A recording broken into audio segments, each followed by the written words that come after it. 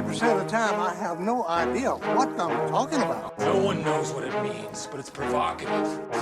It's not. It Gets the people going. You're now listening to Diagnonsense. Look at all this damage! With Justin Pendergrass and Kurt Honak. You are a sad, strange little man. Then we would just be idiots saying nonsense.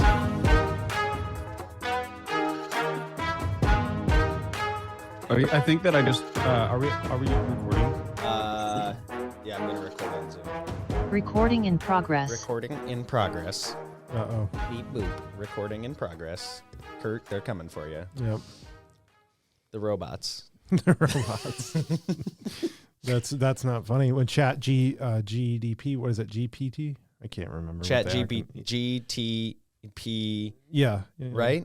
That's like that episode of Cowboy Bebop, Brain Scratch, where the Heaven's Gate cult, comes out of the TV, and Google's like Google Chat GPT or whatever is like, it's got a sentience, so it's trying to form a cult. Have you used that thing though, Kurt? Yeah, I have, and it's disturbing because, and please, nobody take this as advice or anything. Hey, everyone, take this as advice. Kurt is very qualified to be talking about this. So you can punch in questions to it. So like at a high school level education, you can just punch all those questions in there, and that's disturbing to me. So the critical thought is just it does all the critical thinking. Wait, are you kidding me? So like if you're doing high school tests, right? You just punch all those questions in there. Like you don't have to think about anything.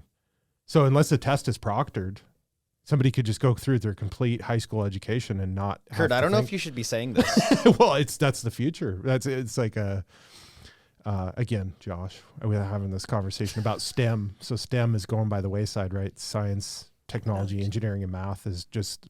I mean, if you have an AI that can do that, why would you? Why would people need to do that? I mean, critical thinking, of course, but I think that people are going to utilize that a lot. Yeah, let's just. I'm going to put all of our questions into chat, open chat. I asked it about psychiatry, and it gave me this. It gave me this response back that I was like, "Wow, that's a really educated kind of response that it had." Because I asked it if psychiatry was an objective science, and it says, "Let me find it here." Kurt, I need you to ask it what Big Pharma is really up to. It says, let's get the answers. So this is according to the chat. It's going to AI. break.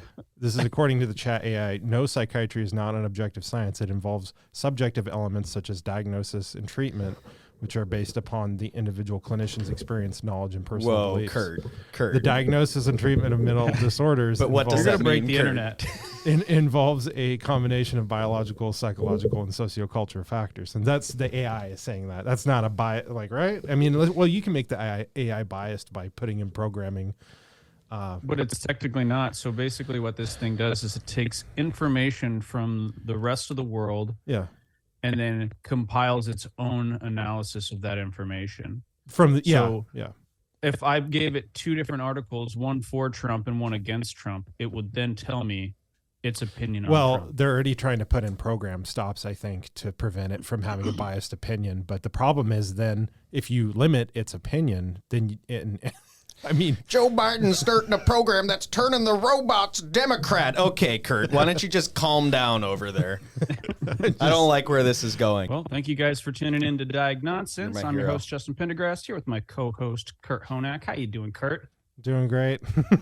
Dude, it's good to see you, man. It's good to see you. I'm sorry that I'm not seeing you guys in person. I have a lot of stuff going on this day. Yeah, Justin on the camera today, looking fresh in the studio. What a professional. Look at that I got to run sticker wall straight behind from him. here over to my daughter's parent-teacher conference. And I have to run straight from this conversation into housekeeping. So we had a couple episodes releasing. Justin got me to miss it last week. So lots of episodes dropping from around the podcast network. My Voice just released a part 1. Redemption has a part 1 out. Part 2 dropping 2 days from when this episode releases. What else? My House podcast. We literally just recorded 5 minutes before we started recording this, and that was with Mike and Brian from Case Management talking with Michelle. And that was really cool too. So yeah, lots of awesome stuff. And we have an event coming up as well, the Community Advisory Board. Michelle, do you want to talk a little bit about what that's going to look like? Oh, sure. The community wide meeting for my house, it's an annual meeting where we invite community members to meet with have breakfast basically with our board, our staff, our clients, and just talk about what's happening at my house. It'll be 10 o'clock in the morning on Friday, the 24th of March. And join us if you'd like to. It's also a place where we invite prospective board members to complete an application and throw their hat in the ring. And so it's a way of meeting the board and becoming part of the conversation there. And the next episode of Diagnonsense is also our 1-year extravaganza. So make sure you are looking out for that. We're going to do big, I think Justin called it Family Guy clip show, right? That's the theory. Yeah. That's what we're going to have to call it because that's the only way for to describe it. The Simpsons does it too. Yeah, Simpsons did it. Adult cartoons do it. Simpsons always, they do everything though. So that's not saying much. I'm pretty sure they did the memory thing in like 5 or 6 different things. They've done it in like How I Met Your Mother and all that. Yeah, it's you're telling me that we're not the first. What it's called? A lazy episode? It is. How dare you accuse us, Justin, of not being prepared and doing something that requires little to no effort? I resent that. Yeah, you're part of the problem. Okay, let's get into it. Kurt. Why don't you kick us off? Why don't you kick us off, Kurt? Let's go to the Kurt Our topic today. Corner. Well, okay. So I was having this conversation because so psychedelics, right? So I was having this conversation because one of the frontmen to one of the bands I listened to was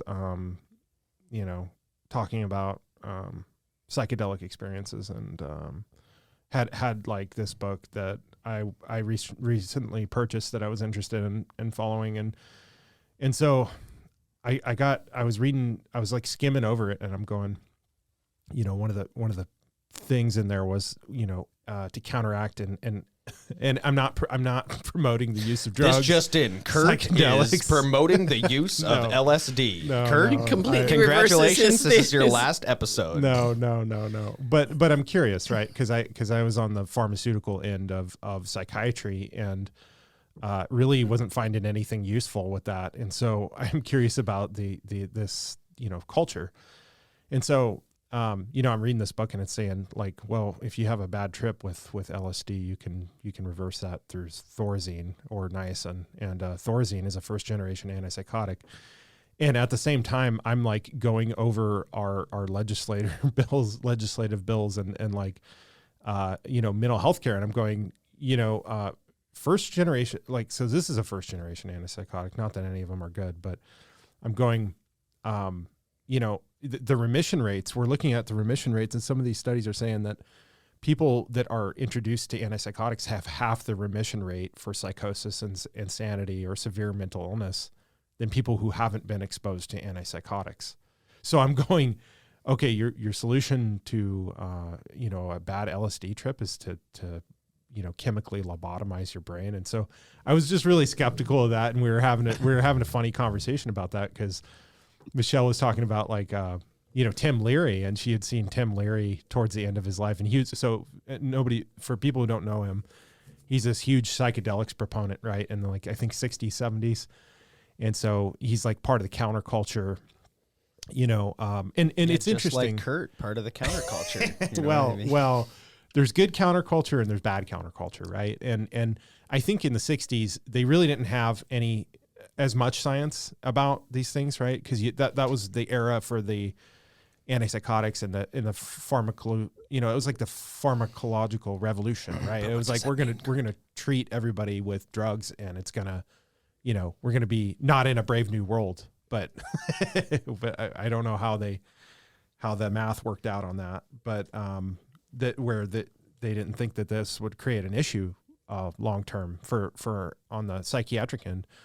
Well, I think that this conversation is kind of twofold, right? Yeah. On one hand, we're talking about in recent years, there's been a lot of in popular culture with like Joe Rogan and Aaron Rodgers, like all these people that are doing these like ayahuasca trips. And then you have people that are setting up like retreats that have no clinical license and calling it a religious ceremony.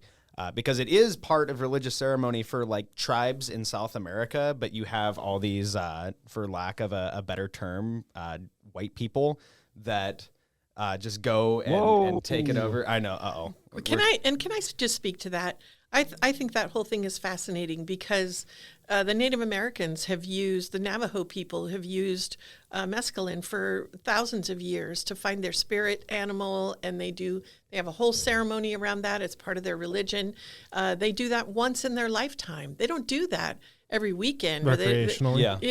They don't do it. They don't. I was reading an article earlier about the, sort of the current phase, and I graduated with a master's degree in 1990. I was 23, and we had one of our reading assignments for my master's degree was a book that Timothy Leary wrote. And so we were having conversations about all of this at a time when it was sort of considered he was past his prime by then, and it was kind of the history of, and you talk about that a lot, Kurt, the history of psychiatry. And he was always, promoting LSD as a way to tune in and be more in touch. And I did see him at the end of his life, and I presume that he had a degenerative disorder like Alzheimer's, although he died when he was 75 from prostate cancer, so it wasn't a deadly condition. But I was profoundly disappointed because I thought that I was going to listen to someone who had an incredible amount of experience as a college professor and a lot of really non-traditional advocacy for different therapies, and he could barely complete a sentence. I mean, it was sad. It was heartbreaking. Here's this guy that's this, icon, and he was just bumbling, and I didn't get any of the things that I was hoping to from his history or his knowledge bank. And in reading some of the things now, they're talking about microdosing, 100 micrograms of LSD for therapeutic purposes, and not enough that someone would have hallucinations, but enough to kind of bring down the barriers and do therapy with it. And I read about several different cases, but the challenge for me is twofold. One, we're experimenting with people's brains and their perception, and we take a snapshot of that and we say, oh, look at this, it helped with PTSD. But my question we've been was doing that for hundreds of years. Yeah, what different things though. What happens in 3 months? What happens in 2 years? I mean, do they still reap the benefits of that, or does it go away? And some of the newer theories, and these are being published like they're research in magazines. Well, and a part of when I see that, Michelle, I think that's part of the postmodernist kind of like counterculture idea that the traditional framework for all the research, which I agree that you need to be critical because part of this is financially based. And I think this is where people get confused, where it's like you can be critical of the traditional science, but that doesn't mean that everything counterculture is correct. That's right? Yes. And just because it's published in a magazine called New Scientist under the health section, that it's actual research. Right, I mean, right. Some guy takes 10 friends out to the desert and it's subjective, right? Yeah, they distribute 100 micrograms of LSD, and they have to add 2 other drugs to that to try to stabilize it to get the effect that they want. Well, then it's not LSD anymore. Right? Then we're not talking about LSD. We're talking about a completely different experience that's a complete pharmaceutical, insert mind something expression here that I don't like, right? Right. Yeah. And so it's really I echo your concern about people thinking critically and really thinking about the long-term impact of putting drugs in their brain that reduce or inhibit serotonin production, which is related to depression and what's crazy though, I think I can't remember which pharmaceutical company, but the pharmaceutical company that was doing research on LSD or synthesizing it was also responsible for creating SSRI type antidepressants, right? And that's because they share the serotonin pathway as a mechanism of action, which is fascinating. If you look at the history of like where the pharmaceutical companies are at, it's like, well, that's because there's all this research, and was being done. And now, you have this mass prescribed drug that came from LSD research, which is a whole nother tangent. Right. But right. Yeah. How does that reflect on the interesting, so there's, and not to be like the dirty hippie on the podcast, but the whole reason that we started having this conversation yesterday was I had watched a couple reports about there's a program at Johns Hopkins that is funded federally that is researching using MDMA, essentially ecstasy, in clinical research with licensed psychologists, licensed therapists, because it targets like a fear sensor in the brain and shuts it off, and they're doing supervised therapy, but all of their research is, okay, like we did it in an incredibly small dose in 2 sessions with 2 people supervising 1 individual. Here's the short-term research. 6 months from now, we're not seeing any problems, but we're still like in the early stages of research. And the danger that I see, the reason I wanted to talk about this is the danger is, yes, Michelle, now we have people that are like, oh, sweet, like turns out MDMA cures my depression. Let's go out to the middle of the desert with 10 people and let's all take ecstasy and all cure our depression. And you have all these amateur like therapists that think that by taking LSD that they're all of a sudden going to solve all these problems, when even like the research that's being done by the actual scientists, it's like extremely small amounts in these crazy supervised settings at like a we're doing this twice with you and then never again. Not like, hey, take LSD once a week and let's see what happens. This is great for your brain. Right. But I think in terms of the youth culture, it only takes a little bit of misinformation to be on a superhighway, right? Right. Yeah. Well, and that's why I'm so concerned with psychotropic administration for kids, because you set somebody up. If a chemical alters your nervous system for the rest of your life, potentially, the younger you're exposed to that, the more potential you have. It's like ACEs scores, right? Like you get trauma in your childhood, and the more trauma you get as you go influences like your behavior and how you respond and your overall not reliability but being able to have the mental health integrity to function in society. I really like this. So there's a Salon article that was written a few years ago where Robert Whitaker, super I wouldn't say critical, but he has a lot of interesting books on the psychotropics and psychiatry. You probably know him. I talk about him a lot. I feel that was but it's interesting, right? Because he says, so in the Salon article it's saying, Robert Whitaker, author of several books on the subject, including Mad in America, voiced concern about moving psychedelics into this arena. They're talking about research and like MDMA and stuff. And he says, psychiatry itself is feeling a bit delegitimized right now. They told a story about chemical imbalances and drugs that treat those chemical imbalances, which is being revealed as a fraud. They need to tell a new story. The burgeoning psychedelic industry is marketing yet another new hope that the roots of suffering can be extracted quickly and conclusively. But Whitaker says you have to tell a corrupt story about what psychedelics do to fit them into that model. So and that's an interesting. So I know that you probably already know some of the research on what we do have for psychedelics, because I think if I was picking it up correctly, you were saying that part of the reason they shut down the research is because they weren't getting good results with the psychedelic research that already exists, right? Correct. And that the long-term outcomes included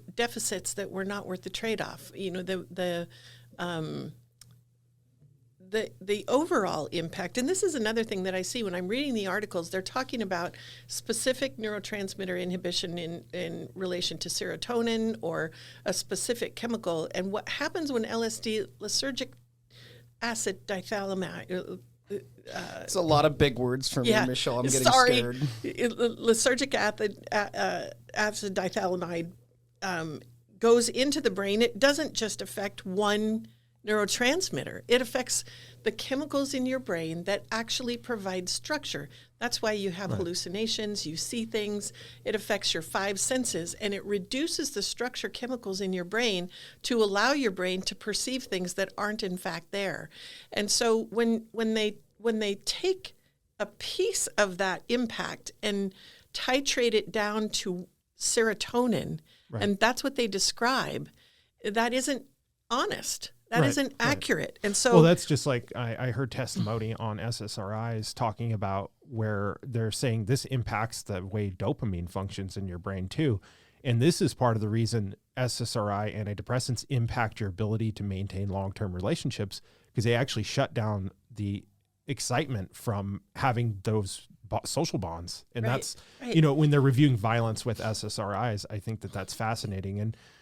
And also another reason not to be a psychonaut, because you really don't know, you know, if there's not long-term research, or if the research there is not conclusive enough to determine what the impacts are, then how do you know that you're not going to become violent under the effects of that drug? Like, you know, and that's an argument being made for the psychotropics, where the irony to me is that the psychotropics, we have that research to say that, you know, we don't need further information on how these are affecting people, and yet those are still being administered. And I just find that just terrible.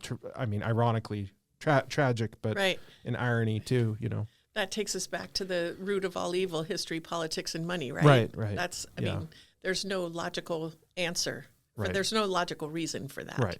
Well, this is what I wanted to transition into, is that idea of like kind of using this as a framework, or we have people that are saying, you know, you have some like people with degrees, licensed psychologists that are saying like, oh, this could have some merit. You have just as many people saying, oh, this is a terrible idea. And then you have, it ties into, you know, what Kurt goes into a lot of, where you have people talking about antidepressants as like, you know, this is going to permanently screw you up. And you have other people with degrees that are assigning them and saying that they're a solution for some of these, for people that have mental health disorders, for people that are dealing with depression. And since we actually have someone in the room that has done the schoolwork to be qualified to talk about this, instead of us three just kind of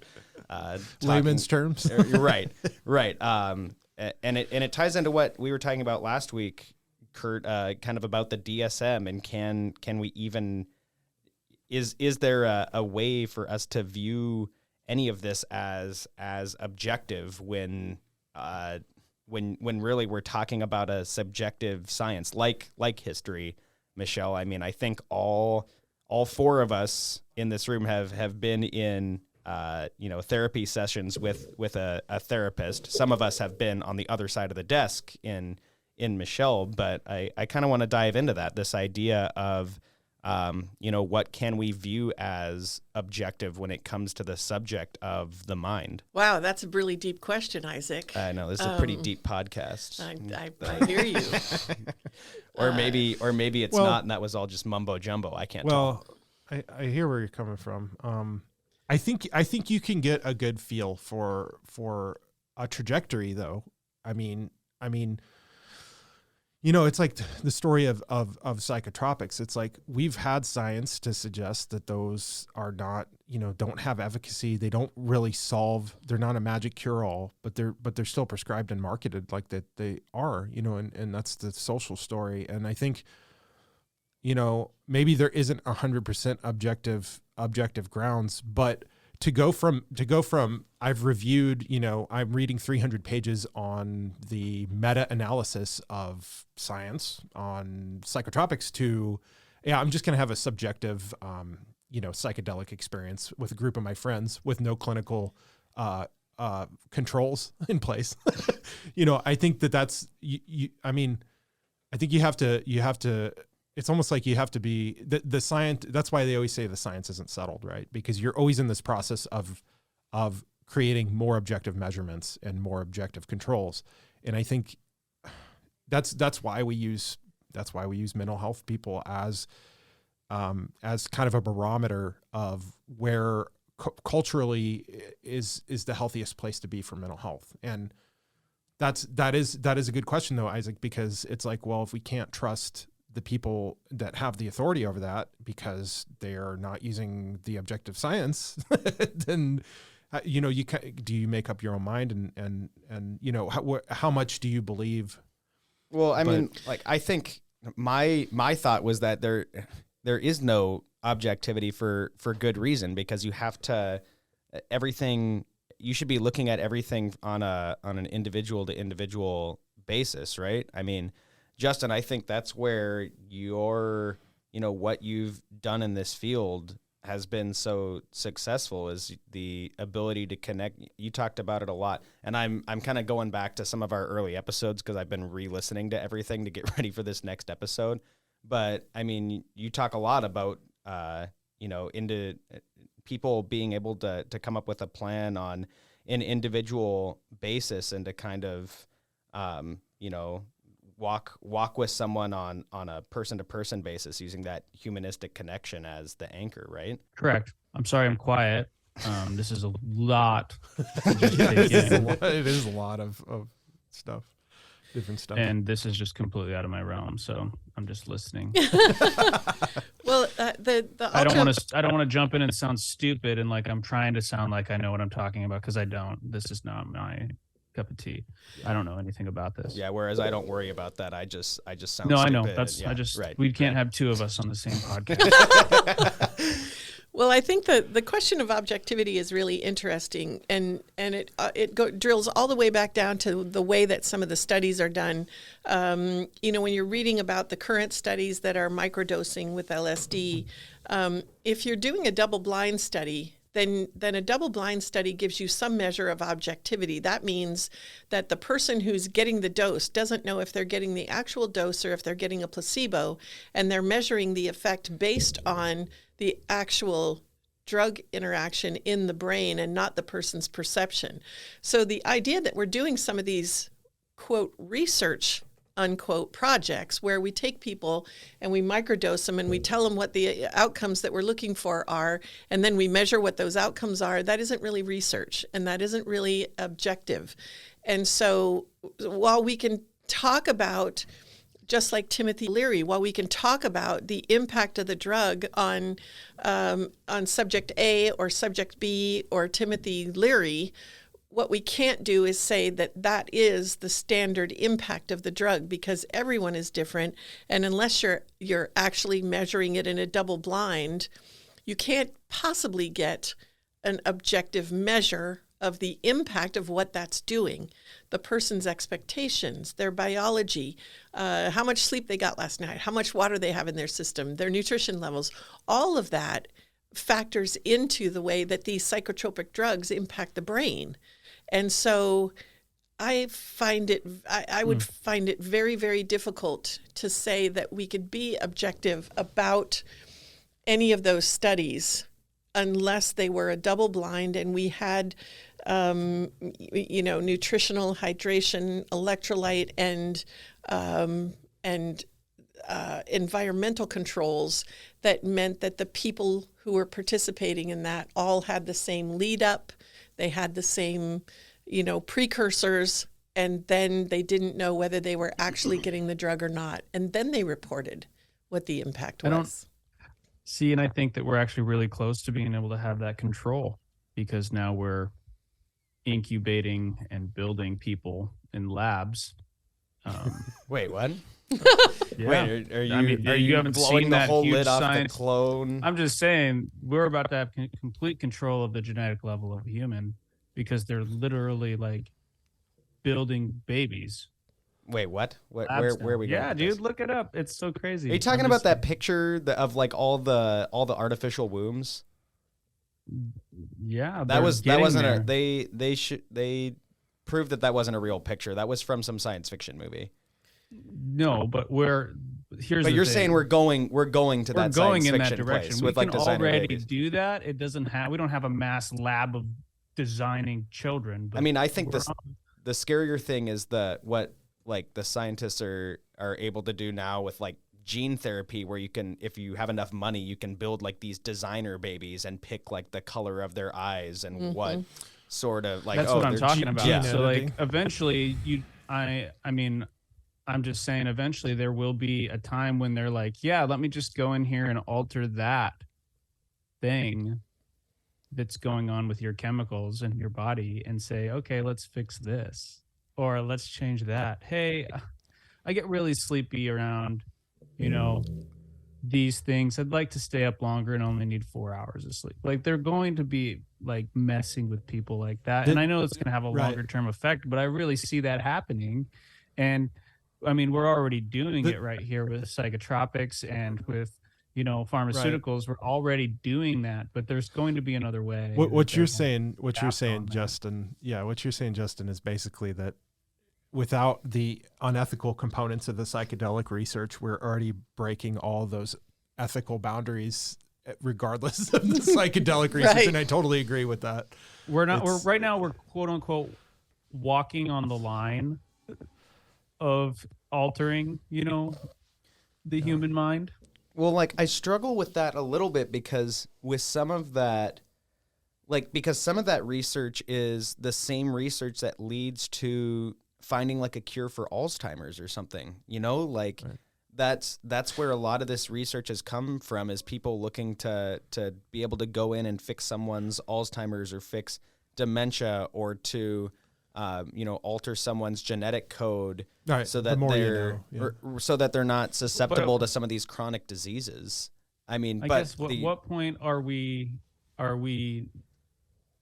practicing medicine and playing God? Oh, man. Where's the line? Because I know that's a deep question too, but that's like at some point we're crossing the line between those two things. Yeah. Right? Like fixing a broken arm, sure. Helping someone to have their memory back, yeah.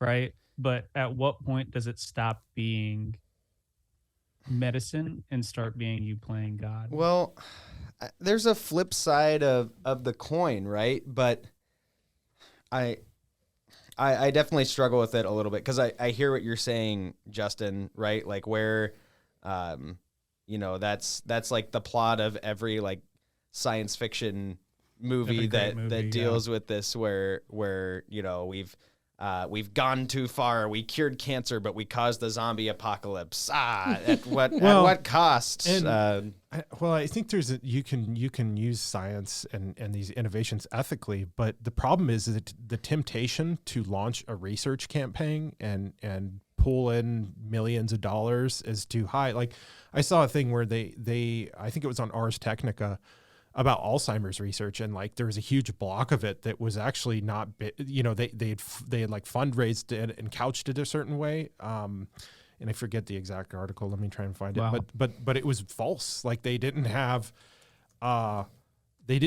scientific grounds to be taking that money and to do the things that they said that they were going to do in the research, because because they didn't correctly talk to the public about how the research was being going to be conducted or what needed researched. So let me try and find it. But that's crazy. I mean, this whole idea where it's like, I think science can be used for good, but and I think there is more things that are more objective than not, but the science itself needs to be looked at critically and said, okay, this is a snapshot of our understanding of something, not our whole understanding. And that's where people like, that's the source of the issue, right? Is that it's like, well, what if the science being told to us is not correct? And I think there's reason to criticize that in psychotropics, but with psychedelics, it's like, well, if the existing research says it's not good, and people are using it and they're, it's, and we don't have a huge pool of evidence to suggest that it's good. Then why would you not seek alternatives? Why would you, I guess, therapeutically, the alternative is doing therapy for over a long period of time and working on. It's a lot harder, right? The alternative is to do the work and go through that whole process over the course of years to try to better yourself, right? It's not the silver bullet to cure depression. And I mean, I think on one hand we should be looking at easier ways for people to do that, to walk through their trauma, but definitely not at the cost of permanently altering your brain or causing long-term negative side effects, right? Right. I think that as human beings, we're always going to be looking for what the quick fix is, but Michelle, we just talked about this on the last podcast, is where unfortunately, there's no silver bullet to shoot homelessness in the face. We have to the way you describe that. we have to do the hard work with the wraparound services and the connecting with people on an individual basis. Because my house's mission statement might be to end homelessness, but unfortunately, we can't just snap our fingers and wave a magic wand and end homelessness. But as human beings, I think we're always going to look for, but why not? Why can't we just Avada Kedavra homelessness and then we don't have to deal with it anymore, right? Well, and isn't that really what everybody's hoping for when they take a pill? And the pharmaceutical companies have really marketed that. You can take a pill to lose weight, you can take a pill to feel better, you can take a pill, anabolic steroids, you can take a pill to be more athletic and be a champion, and the list goes on. And the reality is that there's no magic wand.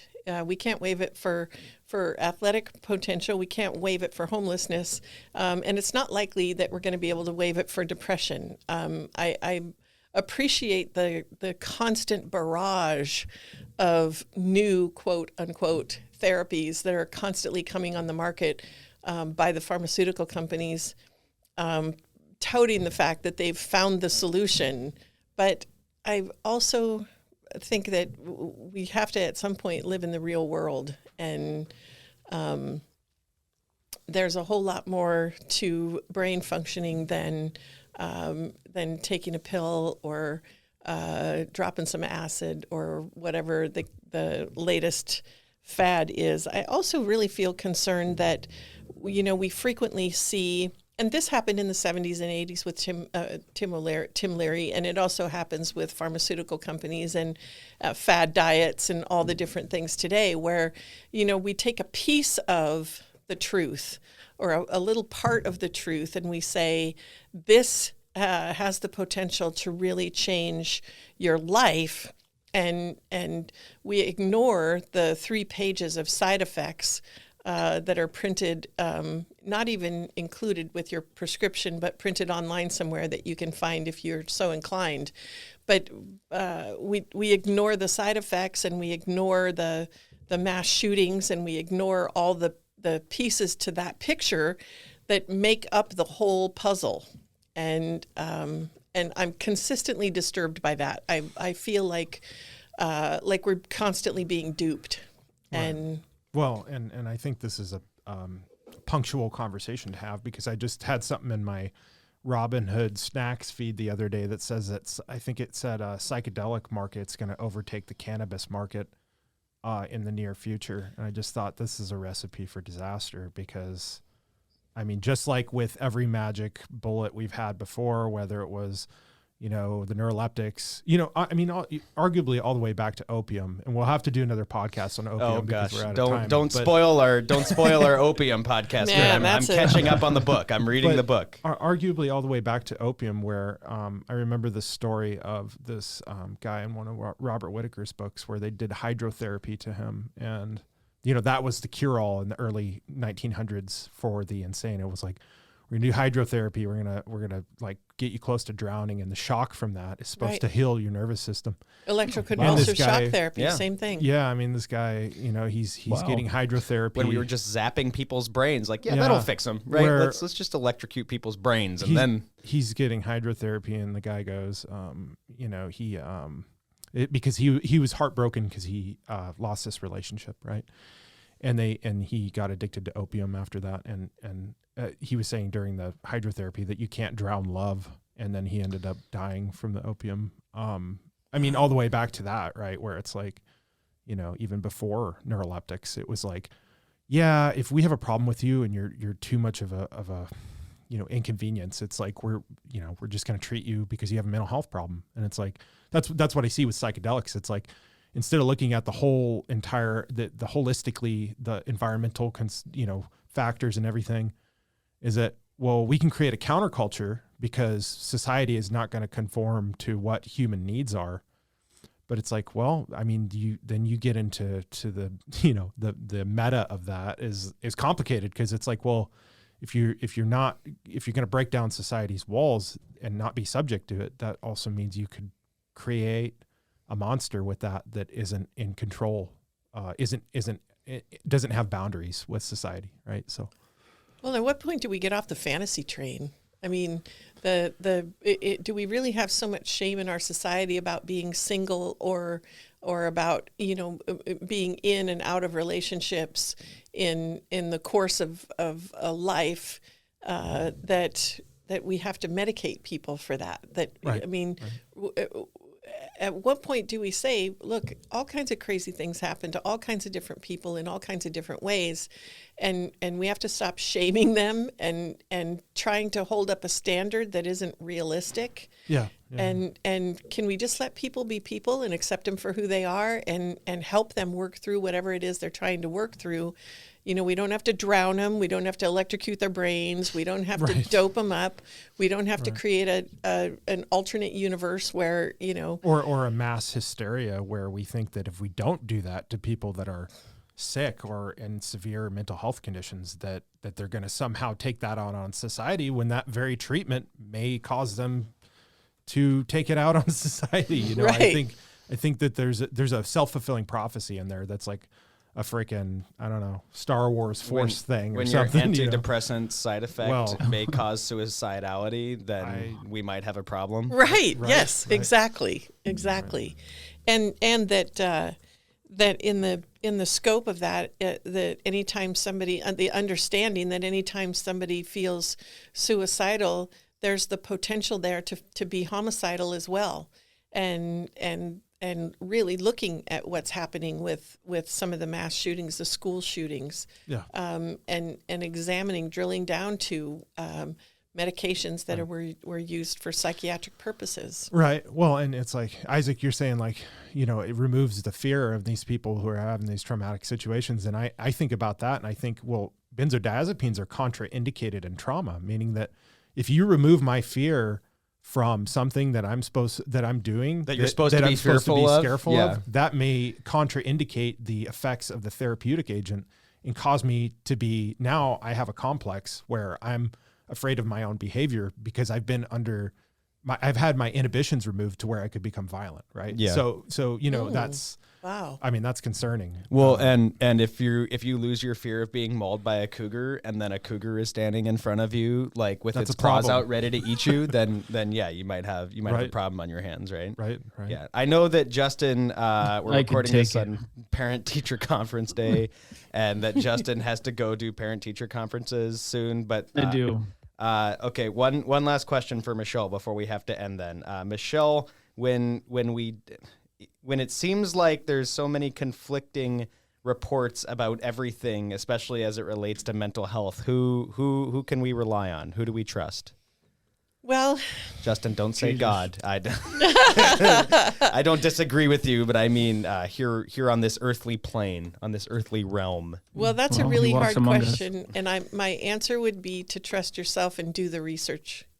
You have to look at both sides. You have to look at it critically. You have to think critically, back away from it, and try to avoid your own personal bias I think we're in a really weird place where the media is complicit in so many areas, and the advertising dollars that are spent on things that are presented as fact when they're really advertising changes the way that we perceive the truth.